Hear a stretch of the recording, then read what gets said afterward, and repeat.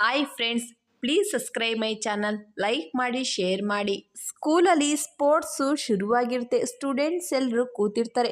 ಹಾಗೆ ಶಿಯಾ ಕೂಡ ಒಂದು ಬುಕ್ಸ್ನ ಇಟ್ಕೊಂಡು ಬರಿತಾ ಕೂತಿರ್ತಾಳೆ. ಆಗ ಅಲ್ಲಿಗೆ ಕೆಕೆ ಬರ್ತಾಳೆ. ಶಿಯಾ ಏನು ಬರಿತಿದ್ಯಾ ಅಂತ ಕೇಳ್ತಾಳೆ. ಆಗ ಅವಳು ಆರ್ಟಿಕಲ್ ಬರಿತಿದ್ದೀನಿ ಅಂತ ಹೇಳ್ತಾಳೆ.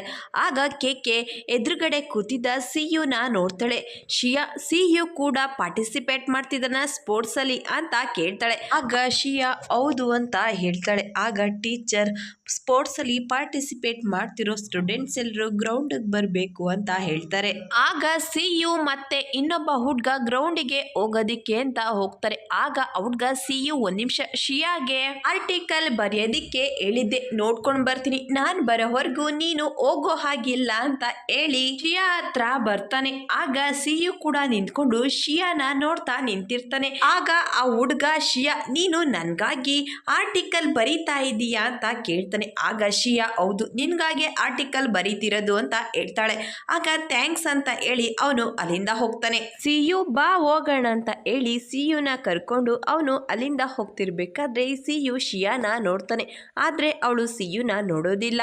ಶಿಯಾ ಆರ್ಟಿಕಲ್ ಬರಿತಾ ಕೂತಿರ್ತಾಳೆ. ಆಗ ಕೆಕೆ ಇದನ್ನ ನೀನೇ ಬರ್ದ್ಯಾ ಅಂತ ಕೇಳ್ತಾಳೆ. ಆಗ ಶಿಯಾ ಹೌದು ಅಂತ ಹೇಳ್ತಾಳೆ. ಆಗ ಕೆಕೆ ನನಗಿಂತ ನೀನೇ ಚೆನ್ನಾಗಿ ಲೆಟರ್ ಬರಿತೀಯ, ನೆಕ್ಸ್ಟ್ ಟೈಮ್ ನೀನೇ ನನಗೆ ಲೆಟರ್ ಬರ್ಕೊಡು ಅಂತ ಹೇಳ್ತಾಳೆ.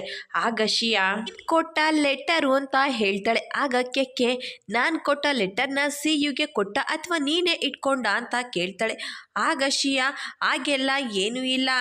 ಆಗ ಕೆಕೆ ಸುಮ್ಮನೆ ತಮಾಷೆ ಮಾಡಿದೆ, ಅದಕ್ಕೆ ಯಾಕೆ ಇಷ್ಟೊಂದು ಗಾಬರಿ ಆಗ್ತೀಯ, ಅದೇನು ವಿಷಯ ಹೇಳು ಅಂತ ಕೇಳ್ತಾಳೆ. ಆಗ ಶಿಯಾ ಮಿಸ್ಸಾಗಿ ನೀನು ಕೊಟ್ಟ ಲೆಟರು ಅರ್ಧೋಯ್ತು, ಆದರೆ ನಾನು ಬೇರೆ ಲೆಟರ್ನ ಬರೆದು ಸಿಯುಗೆ ಕೊಟ್ಟೆ ಅಂತ ಹೇಳ್ತಾಳೆ. ಆಗ ಕೆಕೋ ಹಾಗಿದ್ರೆ ನಾನು ಬರೆದಿದ್ದ ಲೆಟರ್ನ ನೀನು ಓದ್ದ, ಹೇಗೆ ಬರೆದಿದ್ದೀನಿ, ಚೆನ್ನಾಗಿ ಬರೆದಿದ್ದೀನಲ್ವಾ ಅಂತ ಕೇಳ್ತಾಳೆ. ಆಗ ಅವಳು ಏನು ಮಾತಾಡ್ದಲೆ ಸುಮ್ಮನೆ ಕೂತಿರ್ತಾಳೆ. ಆಗ ಕೆಕೋ ಪರವಾಗಿಲ್ಲ ಬಿಡು, ಆ ಲೆಟರ್ನ ನಾನೇ ಬರೆದಿದ್ದೆ ಅಂತ ಹೇಳ್ತಾಳೆ. ಆಗ ಶಿಯಾ ಬೇಜಾರಿಂದ ನನ್ನಿಂದಾಗಿ ನಿನಗೆ ಬೇಜಾರಾಗಿದ್ರೆ ಐ ಆಮ್ ಸಾರಿ, ನಾನು ಅದನ್ನ ಬೇಕು ಅಂತ ಮಾಡಲಿಲ್ಲ ಅಂತ ಹೇಳ್ತಾಳೆ. ಮತ್ತೊಂದ್ ಕಡೆ ಸಾರಾ ಏರ್ಫೋನ್ ನೋಡ್ತಾ ಕೂತಿರ್ತಾಳೆ.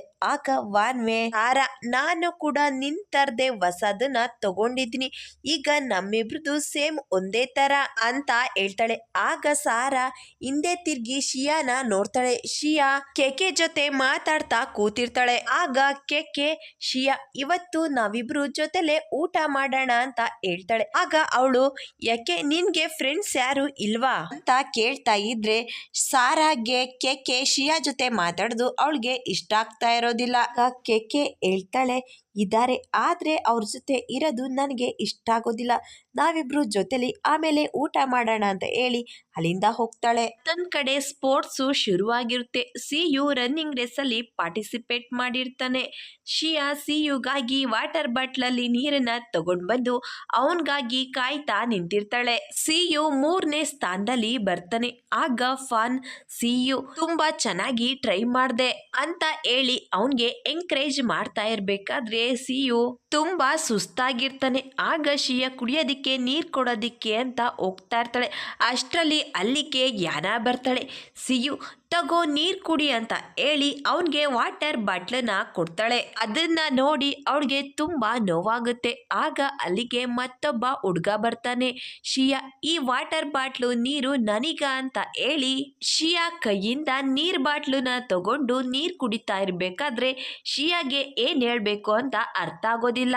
ಸುಮ್ನೆ ನೋಡ್ತಾ ನಿಂತಿರ್ತಾಳೆ. ಮತ್ತೊಂದ್ ಕಡೆ ಸಿಯು ಯಾನ ಕೊಟ್ಟಿದ್ದ ವಾಟರ್ ಬಾಟ್ಲಲ್ಲಿ ನೀರ್ ಕುಡಿತಾ ಶಿಯಾ ಕಡೆ ನೋಡ್ತಾನೆ. ಆಗ ಶಿಯಾ ಬೇರೆ ಹುಡ್ಗಂಗೆ ನೀರ್ ಬಾಟಲ್ ಕೊಟ್ಟಿರೋದನ್ನ ಅವನು ನೋಡ್ತಾನೆ.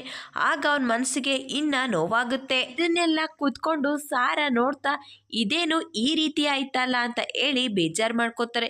ಈಗ ರಾತ್ರಿ ಆಗಿರುತ್ತೆ.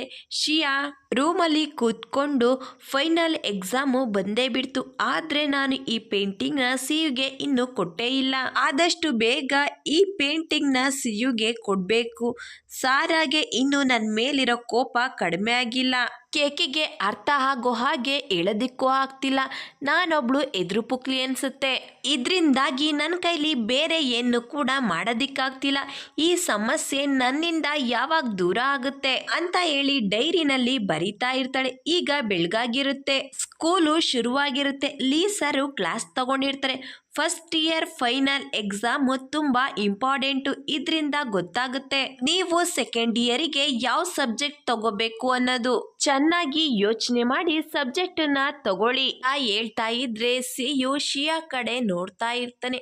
ಆಗ ಲೀಸರ್ ಎಲ್ರಿಗೂ ಆಲ್ ದ ಬೆಸ್ಟ್, ಎಕ್ಸಾಮನ್ನ ಚೆನ್ನಾಗಿ ಮಾಡಿ ಅಂತ ಹೇಳಿ ವಿಶ್ ಮಾಡ್ತಾರೆ. ಈಗ ಪರೀಕ್ಷೆ ಶುರುವಾಗಿರುತ್ತೆ. ಎಲ್ರು ಕೂಡ ಬರೀತಾ ಇರ್ಬೇಕಾದ್ರೆ ಶಿಯಾ ಸಿಯು ಕಡೆ ನೋಡ್ತಾಳೆ.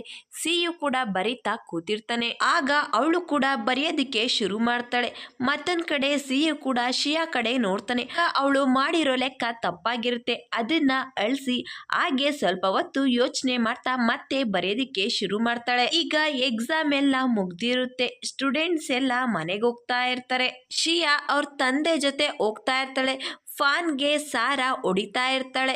ಆಗ ಫಾನ್ ಯಾವಾಗ್ಲೂ ಹೊಡಿತಾನೆ ಇರ್ತೀಯಲ್ಲ ಅಂತ ಕೇಳ್ತಾನೆ. ಆಗ ಸಾರಾ ನೀನು ಕೂಡ ನನಗೆ ಯಾವಾಗ್ಲೂ ಹಿಂಸೆ ಕೊಡ್ತೀಯ ಅಂತ ಬೈತಾಳೆ. ಆಗ ಫಾನ್ ಸರಿ ನಾನು ಹೋಗ್ತೀನಿ ಅಂತ ಹೇಳಿ ಸೈಕಲ್ ತಗೊಂಡು ಸಿಯು ಫಾನ್ ಅಲ್ಲಿಂದ ಹೋಗ್ತಾರೆ. ಮತ್ತೊಂದ್ ಕಡೆ ಇಬ್ರು ಕೂಡ ಕೂತಿರ್ಬೇಕಾದ್ರೆ ಫಾನ್ ಸಮ್ಮರ್ ವೆಕೇಶನ್ಗೆ ರೋಬೋಟ್ ಕಾಂಪಿಟೇಷನ್ ಅಲ್ಲಿ ನಿನ್ಗೆ ಪ್ರೈಸ್ ಬಂದೇ ಬರುತ್ತಲ್ವಾ ಅಂತ ಕೇಳ್ತಾನೆ. ಆಗ ಸಿಯು ನಿನ್ಗೇನನ್ಸುತ್ತೆ ಬರುತ್ತಾ ಅಂತ ಕೇಳ್ತಾನೆ. ಆಗ ಫಾನ್ ನಿನ್ಗೆ ಅದು ದೊಡ್ಡ ವಿಷಯನ ಬಂದೇ ಬರುತ್ತೆ ಅಂತ ಹೇಳ್ತಾನೆ. ಆಗ ಸಿಯು ಹೇಳ್ದಷ್ಟು ಸುಲಭ ಅಲ್ಲ, ಅದು ತುಂಬಾ ಕಷ್ಟ ಇದೆ ಅಂತ ಹೇಳ್ತಾನೆ. ಆಗ ಫಾನ್ ಮತ್ತು ನಿನ್ ಬರ್ತಡೆ, ನೀನು ಖುಷಿಯಾಗಿರ್ಬೇಕು, ಯಾವುದ್ರ ಬಗ್ಗೆನೂ ಯೋಚನೆ ಮಾಡಬಾರ್ದು ಅಂತ ಹೇಳ್ತಿರ್ಬೇಕಾದ್ರೆ ಶಿಯಾ ಮತ್ತೆ ಅವಳ ತಮ್ಮ ಅವರು ಕೂಡ ಗ್ರೌಂಡಿಗೆ ಬಂದಿರ್ತಾರೆ. ಆಗ ಫಾನ್ ಅದು ಶಿಯಾ ಅಲ್ವಾ, ನೀನೇನಾದ್ರೂ ಅವ್ರನ್ನ ಬರೋದಕ್ಕೆ ಹೇಳಿದ್ಯಾ ಅಂತ ಕೇಳ್ತಾನೆ. ಆದ್ರೆ ಅವನು ಏನನ್ನು ಕೂಡ ಹೇಳೋದಿಲ್ಲ. ಒಂದ್ ಕಡೆಯಿಂದ ಶಿಯಾ ಕುತ್ಕೊಂಡು ಸಿಯುನ ನೋಡ್ತಾ ಇದ್ರೆ ಸಿಯು ಕೂಡ ಶಿಯಾನ ನೋಡ್ತಾ ಇರ್ತಾನೆ. ಆಗ ಅವಳು ಸಿಯುಗೆ ಕೊಡೋದಿಕ್ಕೆ ಅಂತ ತಂದಿದ್ದ ಡ್ರಾಯಿಂಗ್ ನ ನೋಡ್ತಾ ಇರ್ತಾಳೆ. ಅಷ್ಟರಲ್ಲಿ ಅಲ್ಲಿಗೆ ಅವಳು ತಮ್ಮ ಬರ್ತಾಳೆ. ಅಕ್ಕ, ನನ್ಗೆ ಇಲ್ಲಿ ಆಟ ಆಡೋದಕ್ಕೆ ಸ್ವಲ್ಪ ಕೂಡ ಇಷ್ಟ ಆಗ್ತಿಲ್ಲ, ನಾನು ಬೇರೆ ಕಡೆ ಹೋಗಿ ಆಟ ಆಡ್ತೀನಿ ಅಂತ ಹೇಳ್ತಾನೆ. ಆಗ ಅವಳು ಸರಿ, ಹುಷಾರಾಗಿ ಆಟ ಆಡು ಅಂತ ಹೇಳ್ತಾಳೆ. ಅವನು ಅಲ್ಲಿಂದ ಹೋಗ್ತಾನೆ. ಫಾನ್ ಸಿಯುನ ನೋಡ್ತಾ ನೀವಿಬ್ರು ಕೂಡ ವಿಚಿತ್ರವಾಗಿ ಆಡ್ತಿದ್ದೀರಾ, ಎಷ್ಟು ಒಳ್ಳೆ ಟೈಮು, ಅದನ್ನ ಹಾಳು ಮಾಡ್ಕೋತಾ ಇದ್ದೀರಾ ತಾ ಹೇಳ್ತಾನೆ. ಆಗ ಸಿಯು ಅವಳ ದಾರಿನೇ ಬೇರೆ, ನನ್ನ ದಾರಿನೇ ಬೇರೆ ತಾ ಹೇಳ್ತಾನೆ. ಆಗ ಫಾನ್ ಏನು ದಾರಿ ಬೇರೆ ಬೇರೆನಾ, ಆದ್ರೆ ನಂಗೆ ಇಷ್ಟ ಮಾತ್ರ ಗೊತ್ತಾಯ್ತು, ನೀವಿಬ್ರು ಮಧ್ಯ ನಾನು ಸಿಕ್ಕಾಕೊಂಡಿದ್ದೀನಿ ಅಂತ. ಹುಡುಗಿರ್ನ ಹ್ಯಾಂಡಲ್ ಮಾಡೋದು ತುಂಬಾ ಕಷ್ಟ, ನಾವು ಕೂಡ ಅಷ್ಟೇ ಸಿಂಪಲ್ ಆಗಿರ್ಬೇಕು. ಆಗ ಸಿಯು ಜಾಸ್ತಿ ಯೋಚನೆ ಮಾಡೋದಕ್ಕೆ ಹೋಗ್ಬೇಡ, ತಲೆ ಕೆಡುತ್ತೆ ಅಂತ ಹೇಳ್ತಾನೆ. ಮತ್ತೊಂದ್ ಕಡೆ ಶಿಯಾ ಡ್ರಾಯಿಂಗ್ ನ ನೋಡ್ತಾ ಕೂತಿರ್ಬೇಕಾದ್ರೆ ಅವಳ ತಮ್ಮ ಕೂಗಾಡ್ತಾ ಇರೋ ಸೌಂಡ್ ಬರುತ್ತೆ. ಆಗ ಅವಳು ಆ ಡ್ರಾಯಿಂಗ್ ನ ಅಲ್ಲೇ ಇಟ್ಟು ಅಲ್ಲಿಂದ ಹೋಗ್ತಾಳೆ. ಇದನ್ನೆಲ್ಲ ಕುತ್ಕೊಂಡು ಸಿಯು ಫಾನು ನೋಡ್ತಾ ಇರ್ತಾರೆ. ಆಗ ಫಾನ್ ಅವಳನ್ನ ನೋಡ್ತಾ ಲಿಟಲ್ ಮಾನಿಸ್ಟರ್ ಎಲ್ಲಿ ಹೋಗ್ತಿದ್ದಾಳೆ ಅಂತ ಕೇಳ್ತಾನೆ. ಸಿಯು ಗಮನ ಮಾತ್ರ ಶಿಯಾ ತಂದಿದ್ದ ಬಾಕ್ಸ್ ಮೇಲೆ ಇರುತ್ತೆ. ಮತ್ತೊಂದ್ ಕಡೆ ಶಿಯಾ ತಮ್ಮನ್ಗೆ ಬೇರೆ ಹುಡುಗರು ಹೊಡಿತಾ ಇರ್ಬೇಕಾದ್ರೆ ಶಿಯಾ ಅಲ್ಲಿಗೆ ಹೋಗ್ತಾಳೆ. ಏನ್ ಮಾಡ್ತಿದ್ದೀರಾ, ಅವನನ್ನ ಬಿಡಿ ಅಂತ ಬೈತಾಳೆ. ಆಗ ಆ ಹುಡುಗರು ಶಿಯಾನ ನೋಡಿ ಅಲ್ಲಿಂದ ಓಡೋಗ್ತಾರೆ. ಆಗ ಅವಳು ನಿನ್ಗೇನು ಆಗಿಲ್ಲ ಅಲ್ವಾ, ಬಾ ಅಂತ ಹೇಳಿ ಕೈ ಹಿಡ್ದು ಅವಳ ತಮ್ಮನ್ನ ಕರ್ಕೊಳ್ಳೋದಿಕ್ಕೆ ಅಂತ ಹೋಗ್ತಾಳೆ. ಆಗ ಅವನ್ಗೆ ತುಂಬಾ ಕೋಪ ಬರುತ್ತೆ. ಕೈನ ಕಿತ್ಕೋತಾನೆ. ನೀನು ನನ್ನನ್ನ ಮುಟ್ಬೇಡ ಅಂತ ಹೇಳ್ತಾನೆ. ಆಗ ಶಿಯಾ ನಡಿ ಮನೆಗೆ ಹೋಗೋಣ ಅಂತ ಹೇಳ್ತಾಳೆ. ಆಗ ಅವಳ ತಮ್ಮ ಇದೆಲ್ಲ ಆಗಿದ್ದು ನಿನ್ನಿಂದ, ನೀನ್ ನನ್ನನ್ನ ಇಲ್ಲಿಗೆ ಕರ್ಕೊಂಡ್ ಬರ್ಲಿಲ್ಲ ಅಂದಿದ್ರೆ ಆ ಹುಡುಗರು ನನಗೆ ಹೊಡಿತಾ ಇರ್ಲಿಲ್ಲ ಅಂತ ಹೇಳಿ ಬೇಜಾರ್ ಮಾಡ್ಕೊಂಡಿರ್ತಾನೆ. ಈಗ ಇಬ್ರು ಕೂಡ ಮನೆಗ್ ಬಂದಿರ್ತಾರೆ. ಶಿಯಾ ನಿಂತಿರ್ಬೇಕಾದ್ರೆ ಅವಳ ತಮ್ಮ ಬಂದು ಹಿಂದೆಯಿಂದ ಅವಳಿಗೆ ಹೊಡೆದ್ಬಿಟ್ಟು ಹೋಗ್ತಾನೆ. ಆಗ ಶಿಯಾ ಕೋಪದಿಂದ ಅವನ ಮೇಲೆ ಕೂಗಾಡ್ತಾಳೆ. ಇನ್ನೊಂದ್ ಕಡೆ ಸಿಯು ಬರ್ತಡೇ ಇರುತ್ತೆ. ಫ್ರೆಂಡ್ಸ್ ಎಲ್ಲ ಸೆಲೆಬ್ರೇಷನ್ ಮಾಡೋದಿಕ್ಕೆ ಅಂತ ಬಂದಿರ್ತಾರೆ. ಸಾರಾ ಕೇಕ್ ನೋಡ್ತಾ ಈ ಕೇಕ್ ನೋಡೋದಿಕ್ಕೆ ಎಷ್ಟು ಚೆನ್ನಾಗಿದೆ, ಇದನ್ನ ಕಟ್ ಮಾಡಿ ಬೇಗ ತಿನ್ನೋಣ ಅಂತ ಹೇಳ್ತಾಳೆ. ಆಗ ಫಾನ್ ಯಾಕಷ್ಟೊಂದು ಅರ್ಜೆಂಟ್ ಮಾಡ್ತಿದ್ಯಾ, ಸ್ವಲ್ಪ ಹೊತ್ತು ಕಾಯೋಣ ಅಂತ ಹೇಳ್ತಾನೆ. ಸಿಯು ಮಾತ್ರ ಏನು ಮಾತಾಡ್ದಲೆ ಸುಮ್ನೆ ಕೂತಿರ್ತಾನೆ. ಶಿಯಾ ಇಲ್ದಲೇ ಇರೋದು ಅವನ್ಗೆ ನೋವಾಗಿರುತ್ತೆ. ಮತ್ತೊಂದ್ ಕಡೆ ಶಿಯಾ ರೂಮಲ್ಲಿ ಕೂತ್ಕೊಂಡು ಅವಳು ಸಿಯುಗಾಗಿ ಮಾಡಿದ್ದಂತ ಪೇಂಟಿಂಗ್ ನ ತಗೊಂಡು ನೋಡ್ತಾ ಇರ್ಬೇಕಾದ್ರೆ ಅಲ್ಲೇ ಒಂದು ಲೆಟರ್ ಕೂಡ ಇರುತ್ತೆ. ಆಗ ಶಿಯಾ ಅದನ್ನ ತಗೊಂಡು ನೋಡ್ತಾಳೆ.